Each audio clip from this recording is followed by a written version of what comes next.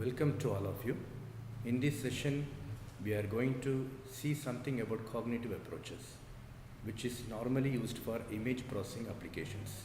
Whenever a person say or talk about image processing, he mostly use conventional approaches. But when you use the hidden concepts of cognitive techniques in your image processing applications, you can see interesting results.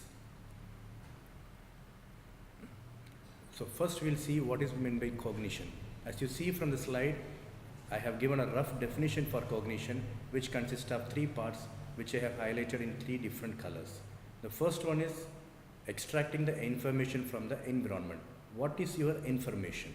So information can be of any nature. It can be in video, it can be an image, it can be a text, it can be a signal, even your feeling can be taken as an input. Since we are dealing with image processing applications, we are going to take image as our input.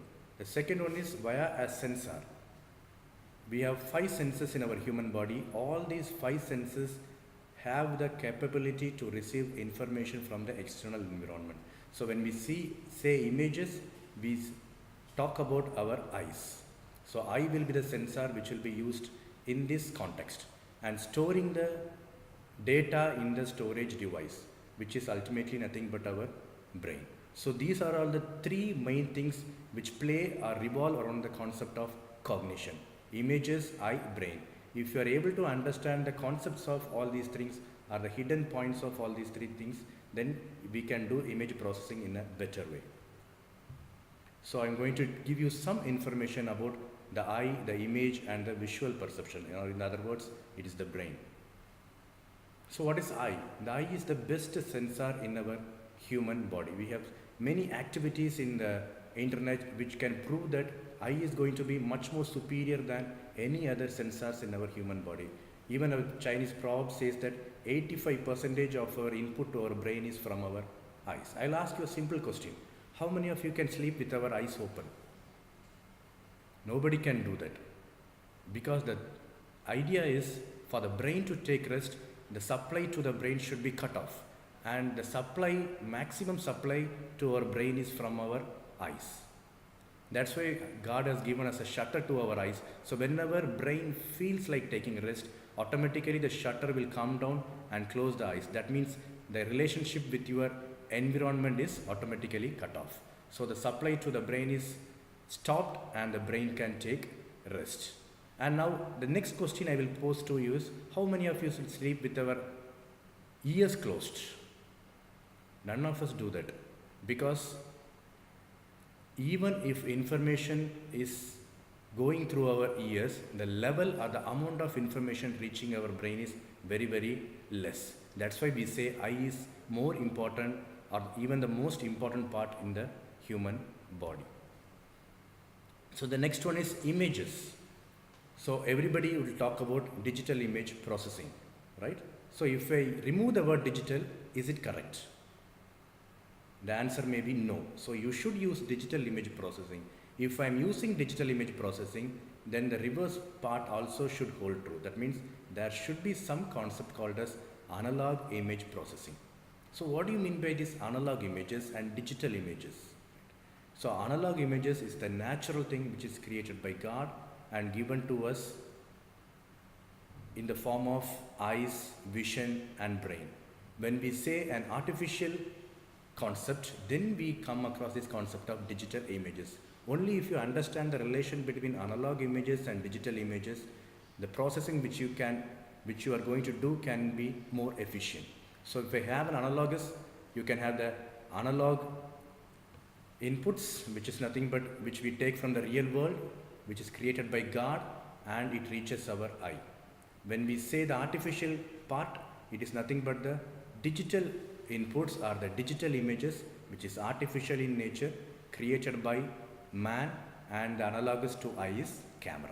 So once if you know the functional principles of eye and camera, automatically the interrelated parts of vision and perception will come into action, which will lead to a good image processing system. So where does the real difference lies? The real difference lies in the brain and also in the computer. Brain is the natural part and computer is the artificial part.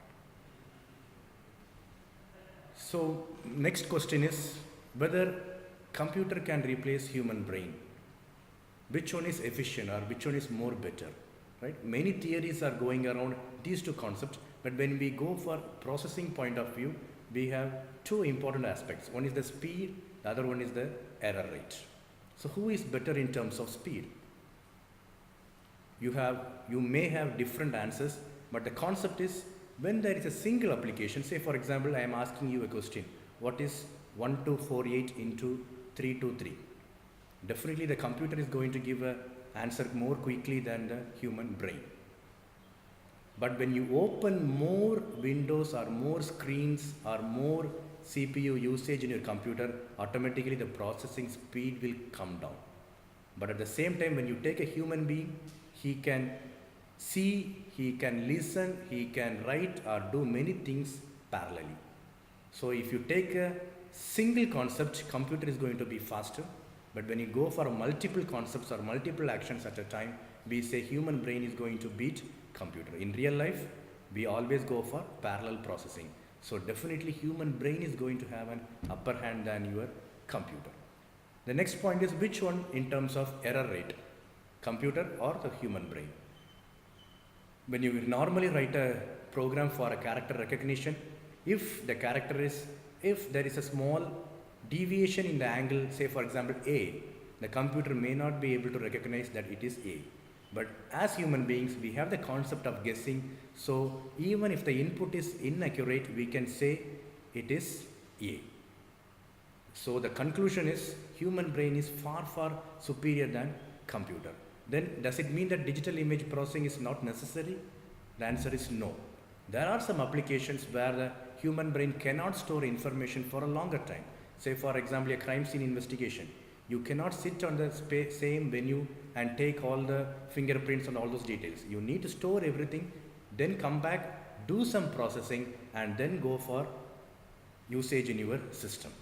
So digital image processing is important, but if we take the natural aspects or the natural concepts into digital image processing, the output will be much more efficient.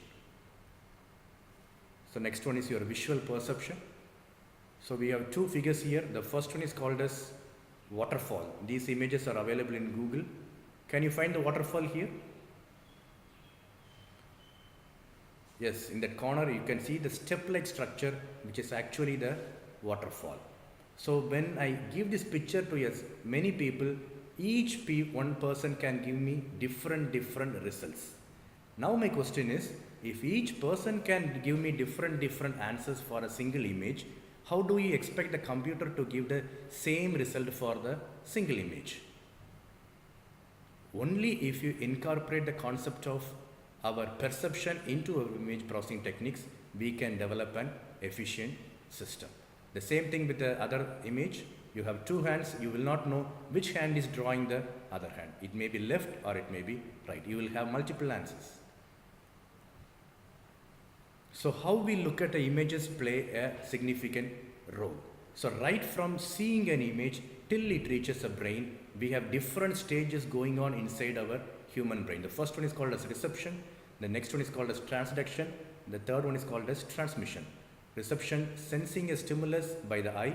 Transduction changes it so that the brain can understand it in the form of signals, and transmissions sends to the important parts of the human brain. Next we have the selection, organization and interpretation. So selection, when you give an image to or input to your brain, some definite functions are going to be stimulated. That process is called as selection. Organization, it is not done by a single part of the brain, or in other words single neuron. It is done by a group of neurons. And the last one is interpretation. How do you interpret the signals reaching the brain, how it is getting interpreted in the environment? So the first three stages are going to be same for all the people, but the last three stages are going to change, which is called as human perception. So depending upon one's view and one's opinion, the actual process changes. When you see a whiteboard, some people say it is whitish color, some people may say it is milkish cream in color. Both are correct. That is the nature of our real world. So when you experience such type of techniques, or when you use such type of cognition in your image processing, we can also develop a better efficient system. Maybe I have given a hint in this session. See you soon with some more updated details. So this can be more useful for you in your research or your project works. Thank you.